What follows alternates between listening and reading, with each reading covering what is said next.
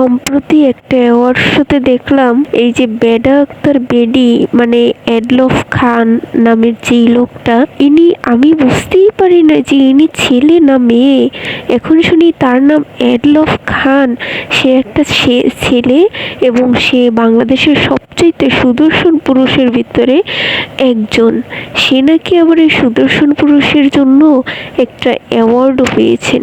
বাহ বাহ বাহ! মানুষের রুচিবোধ এত খারাপ হয় কিভাবে? সে যদি এতটাই সুদর্শন হয়, তাহলে এই যে মানুষগুলো, তারা কি সুদর্শন নয়? তারা যে এই খ্যাতমার্কা স্টাইল জানে না, সেজন্য কি তারা সুদর্শন নয়? মানে বাংলাদেশের কিছু মানুষের রুচি, যারা এদেরকে অ্যাওয়ার্ড দেয়, তাদের রুচি এতটা খারাপ কিভাবে এতটা নষ্ট? তারা শিক্ষিত হয়েও অশিক্ষিতর মতো পরিচয় দেয়।